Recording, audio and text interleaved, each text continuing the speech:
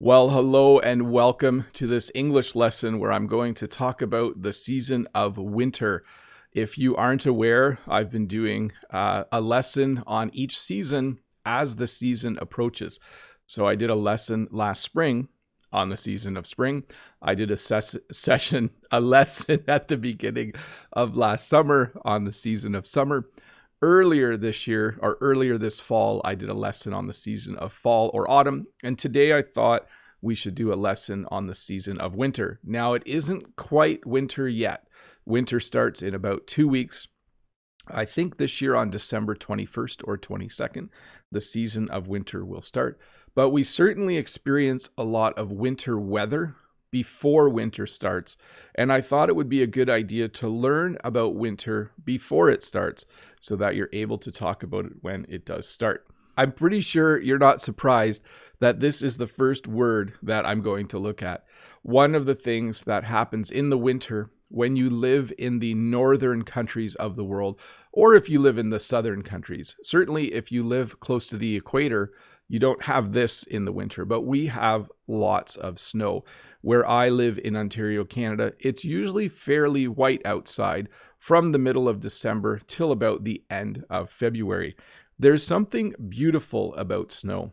When it snows outside, when we have a snowfall, there's something very beautiful about the fact that it covers everything in white.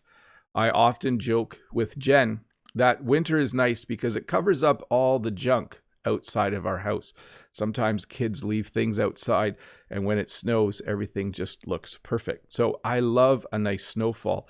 One of the things that's neat about snow is that it not only lands on the ground, it not only accumulates on the ground, it also lands on buildings and trees and cars, and it just creates this really beautiful white scenery. If you have never seen snow before, I hope that someday you are able to visit a country that has a really good winter. When I mean a really good winter, I mean lots of snow, lots of really, really cold weather. Hey, the other thing that we have lots of in the winter is ice. So snow falls out of the sky. When it's cold enough, then instead of rain falling from the sky, snow falls from the sky. But we also have lots of ice. Our rivers, our lakes, our streams, our bodies of water tend to freeze in the winter. It doesn't always happen. It depends how big the body of water is. For instance, when it's minus 5 degrees Celsius, the puddles in our driveway will freeze. Puddles are small bodies of water on a road or driveway. When it gets a little colder, the small creek will freeze. When it gets colder yet, the river that you see in some of my videos will freeze. And when it gets really, really cold, the lakes will freeze. So ice is definitely something we have. Once we have ice, we are able to do things like go skating. That's certainly a fun thing to do in the winter. We definitely have what are called snowstorms. So the same way you would have a rainstorm in the warmer seasons, we also have snowstorms. They're actually calling for a snowstorm later today. That means it's just going to snow a lot. If the snowstorm, I'm on the wrong slide. That's okay. Snowstorms are made of many, many tiny things called snowflakes. You can see here, there is a tiny snowflake. There's a belief that no two snowflakes are the same, that every snowflake that falls is unique. I think a few years ago, though, they did prove that it was possible for two snowflakes to be the same. But generally, snowflakes are very, very tiny. Even when you look at something like this snowstorm, and you can see these bigger flakes in the snow in the picture, each bigger flake is actually made up of small snowflakes. One of the funnest things to do when you're a kid is to go outside when it's snowing in a snowstorm, and you try to catch the snowflakes in your mouth, and you try to eat them. If you've done that before, let me know in the chat if you've ever gone outside in a snowstorm and tried to catch snowflakes in your mouth. It's kind of a fun thing to do. Mostly kids do it, but I've done it once in a while as well. If the storm is really, really bad, if the snowstorm lasts for many hours or many days, and we have a lot of snow, we call it a blizzard. So a blizzard is just hours and hours of snow falling on the ground. I've been through a few blizzards in my life. They are really cool, but also really scary at the same time. When I was a young child, we had a blizzard in the year 1977, and we didn't go to school for a whole week. And the snow was as deep as my dad was tall. The snow was almost 6 feet deep outside, which is 2 meters. We all know that now because 2 meters and 6 feet is how far apart we're supposed to stay right now. So a really, really, really hard and long snowfall would be called a blizzard. I like blizzards, but like I said, when you have a blizzard, you can't go anywhere because it's unsafe to drive.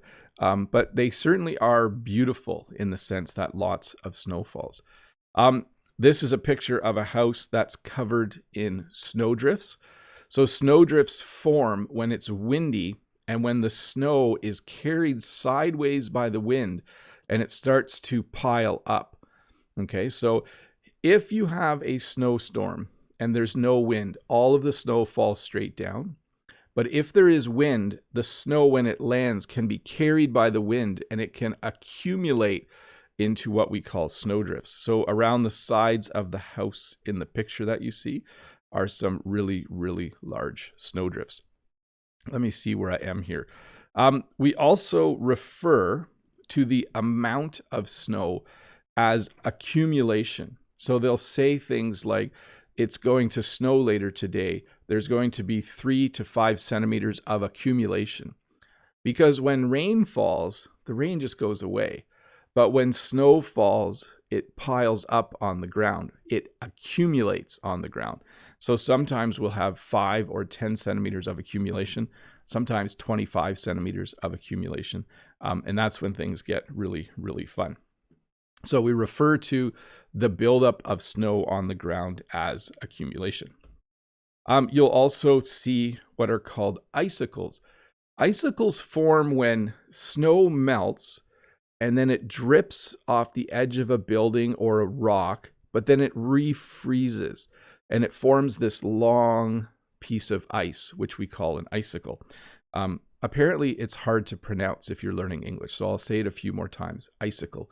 Sometimes along the side of our barn, there are lots of icicles in the winter. So for icicles to form, again, it has to be warm enough for the snow to melt on the roof, but then cold enough that it refreezes. So usually when the sun hits the roof of a building, it melts the snow, but when the water drips off the edge, it's in the shade and it refreezes. So I mentioned that winter is kind of cool because sorry, I lost my train of thought there.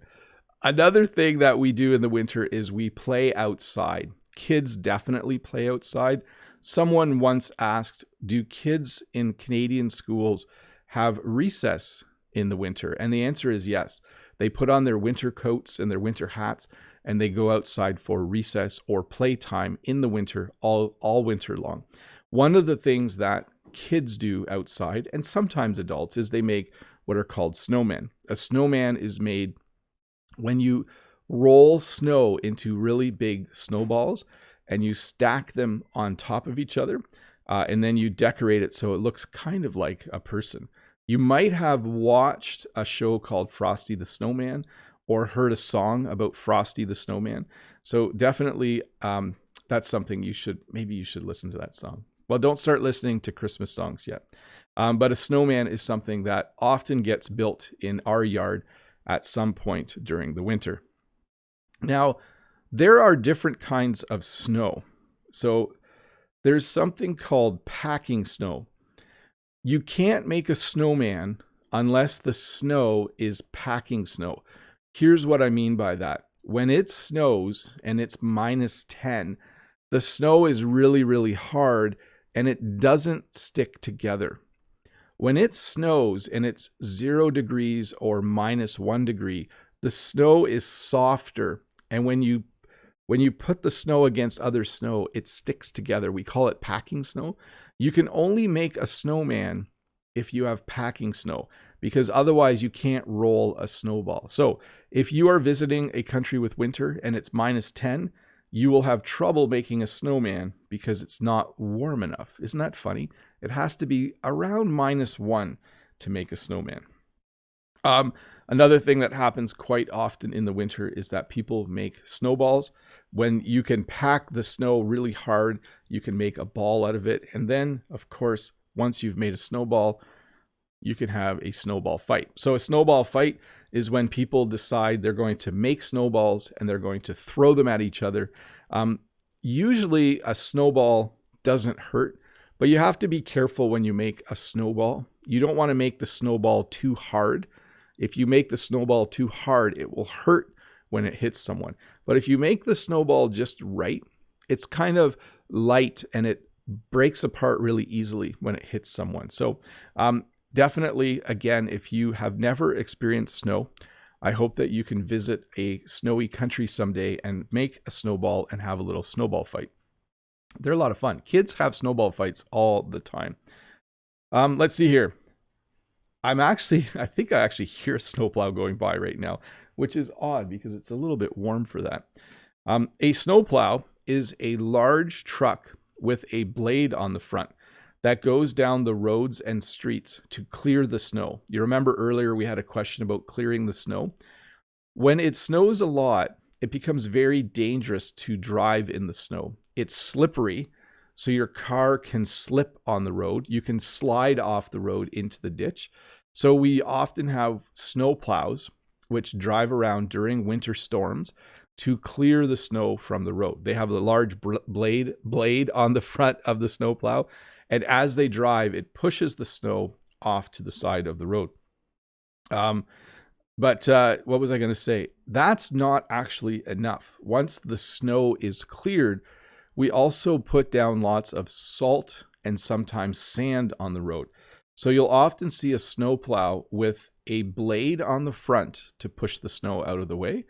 And they'll have a large container of salt on the back. Yes, salt. The same thing you put on your food.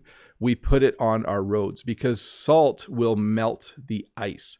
So the snowplow clears the snow, and then it usually spreads salt to melt the ice. So that makes it a lot safer to drive on the road. Some people wonder, besides snow tires, whether we put chains on our tires. In my area of Canada, we don't do that. But there are areas of Canada where they do put chains on their tires to make it easier to drive in the snow. We were talking about clearing the driveway. In order to do that, you either use a snow shovel or a snow blower. I forgot to put a picture of a snow blower in the slideshow, but a snow shovel is obviously a tool you use to shovel snow to clear it from your driveway. A snow blower is something that is a machine that will do it for you. So you simply push the snow blower along and it shoots the snow off your driveway into the side, onto your lawn usually. So snow shovel and snow blower. I'm sorry that I didn't put a picture of a snow blower. That would have been fun to show you. Okay. In order to drive in the winter, you have to clean your car off. Okay, so before you can drive, you have to clean the snow and sometimes ice off of your car. In the morning, on a snowy, cold day, Canadians often will start their car and then they'll turn the heater on in their car and then they will clean their car off. So then they will scrape off all of the ice and brush off all of the snow. In order to do that, you need an ice scraper. So I will often say to Jen, I'm going to go start the van and I'm going to clean the snow off the van. And that's just a typical thing that people do when there was some snowfall in the evening. So the ice scraper is used to scrape off ice. The snow brush is used to scrape off snow. Usually you start with the snow brush, then you use the ice scraper. I actually have a snow brush where it's a brush at one end and then the other end is an ice scraper. So it has this attachment at one end and it has the brush at the other end. That's a very handy tool to have. It's very useful in order to clean off your vehicle. And then sometimes you do need to wait till your vehicle warms up a bit so that you can see out of the windshield. So in the morning, almost every day in the winter, I go outside and I clean the snow off my car and I scrape the ice off of it.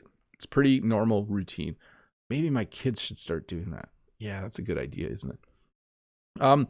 So something you can do in a car in the winter in a parking lot is something called donuts.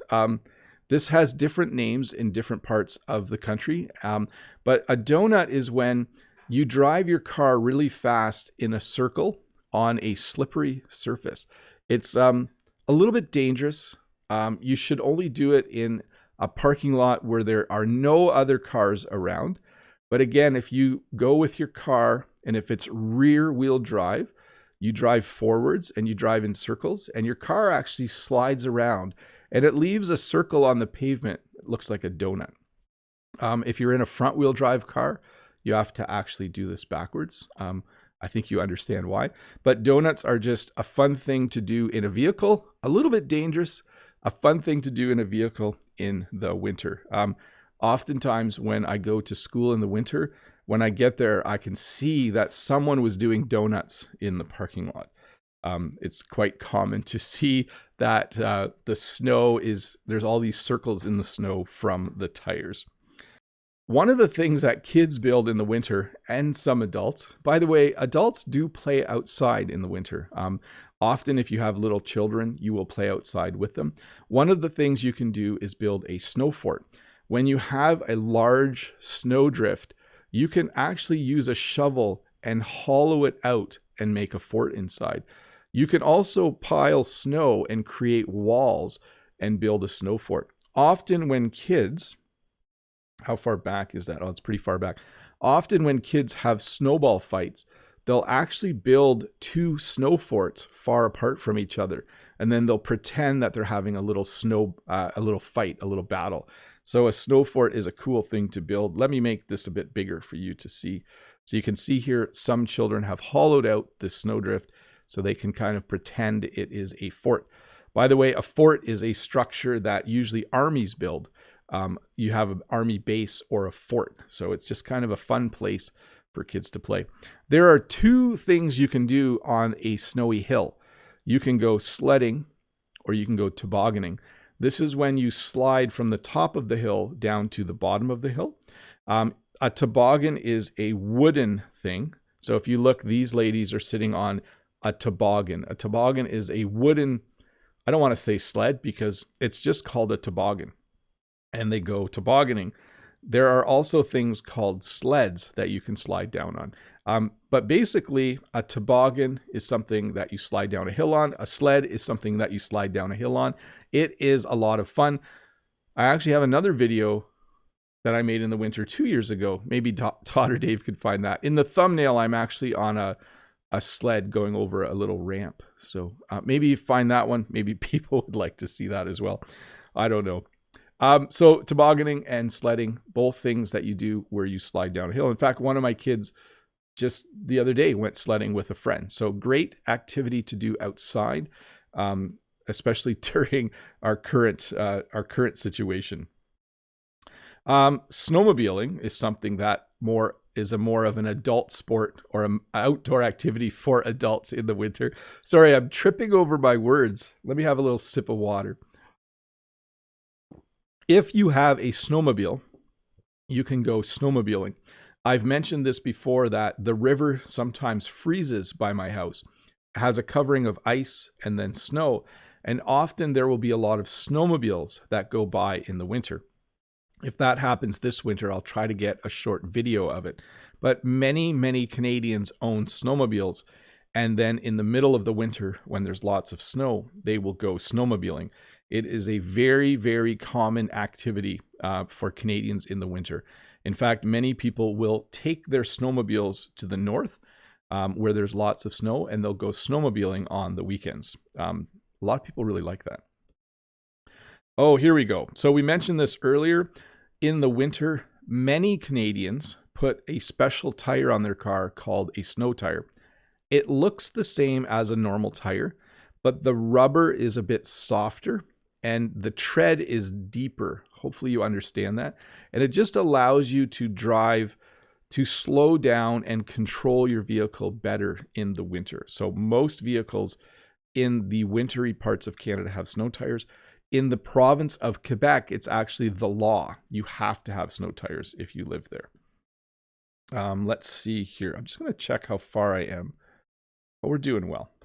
Again, in the winter, you're going to wear special clothing. So let's go over all of the clothing. You'll wear a toque or a winter hat. You'll have gloves where your fingers each have their own cozy little spot, or mittens where all of your fingers go in the same spot. You'll probably have a scarf around your neck. You will have layers of clothing. Often in the winter, Canadians will wear an undershirt or a t-shirt. They'll wear just a normal shirt. They'll wear some kind of hoodie, see the hood here, or sweatshirt or sweater. And then on top of that, they'll wear a winter coat. We also sometimes wear 2 layers on the bottom of our body. We'll wear something called long johns or leggings. Women sometimes wear leggings. And then on top of that, people will wear jeans. But honestly, most people wear layers above the waist and just usually wear pants in the winter in Canada. On your feet, you just wear socks, but you'll most likely have winter boots as well. Winter boots are just really nice because they just keep out the snow, but also if it's wet outside, they keep out the wet. So you need to dress for the weather for sure. Some people wear earmuffs to cover their ears as well. But there are many, many things that you can wear in the winter to stay warm. Some people wear turtlenecks. A turtleneck is a shirt where it goes all the way up. You kind of look like a turtle. One of the things that kids really enjoy is something called a snow day.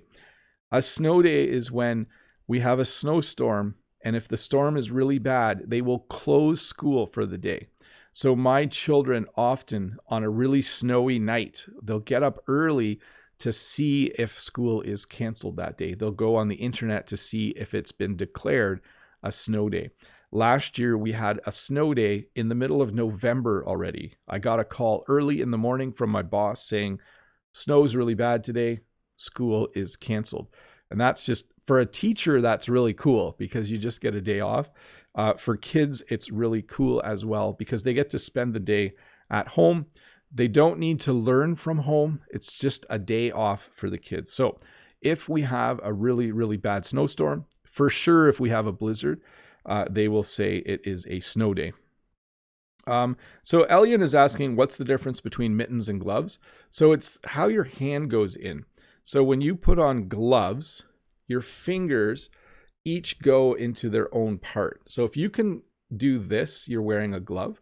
When you wear a mitten, your thumb has its own spot and all the fingers go in the same spot. So that's the difference between a glove and a mitten. I should have made slides for that. Sorry, Elian. There's something called snow angels. So a snow angel is made by laying on the ground, and then you move your arms and legs at the same time. And then when you get up, you'll see what look like angels on the ground. Snow angels are pretty cool. I actually think in my video about winter, I might even make a snow angel. I think I did on that day. Couple of last things here. When it's really cold, we have something called the wind chill factor. So when it's -5 outside, but it's very, very windy, it can actually feel like -8 or -9. So we have something called the wind chill factor. They'll often on the weather report say low of -10 today. With the wind chill factor, it will feel like -12. Or low of -11 today. With the wind chill factor, it will feel like -15. So the wind can make it feel a lot colder than it actually is, and we call that the wind chill factor. So if you're watching the news in English in a country that has winter, you might be wondering, what is wind chill factor? It is how cold it feels because of the wind blowing really, really hard. Let's talk about things inside for a little bit. One of the nice things about winter is that your house is cozy, usually because you have a furnace. A furnace is an appliance that heats your home. It usually burns gas or propane or oil. Some furnaces still burn wood, but it's something that just runs automatically and it keeps my home nice and warm in the winter. So after being outside in the cold, it's nice to come into your house that's nice and warm because your furnace is running and keeping it nice and warm. The furnace knows what temperature to make the house because there is a thermostat that controls it. We have our thermostat, I think, set to 21 degrees Celsius or 20 degrees Celsius. We keep our house fairly cold. We like to wear long sleeve shirts in the house in the winter. Sometimes when we're watching TV, we'll just have a blanket to stay warm as well, because it costs money to heat your house. But a thermostat is something that's on the wall in a certain location in a house or building, and that's where you set the temperature for your house. Our thermostat is also automatic. When we are gone for the day, it keeps the house much colder. And then when we're home, it keeps the house a little bit warmer. That's actually kind of nice. Some people, though, still have a small electric heater. There are a few people at work who keep an electric heater under their desk to blow hot air on their feet because they get cold really, really easily. But heaters are another thing. We have a couple small heaters. We don't use them all the time, but sometimes if we just want to make one room warmer in the house, we'll just use an electric heater for a little bit. And then lastly, one of the nicest things about winter is something called hot chocolate. When my kids play outside, they get really, really cold. When they come inside, they like to have a cup of hot chocolate. Hot chocolate is a mixture of milk and sugar and cocoa. We usually buy it pre-mixed. So the kids will just warm up some water. They'll add some cocoa powder. They'll add some milk. They'll add some sugar, and they'll mix it together. Or they'll just use the hot chocolate mix. So they'll just mix that directly. Hot chocolate mix has sugar and cocoa pre-mixed and ready to go. But hot chocolate is a super yummy, tasty drink that a lot of people in winter countries will drink in the winter. I love hot chocolate. It just makes you feel good when you come in and you're super cold, and then you just have a cup of hot chocolate. Sometimes I have tea as well. That's nice as well.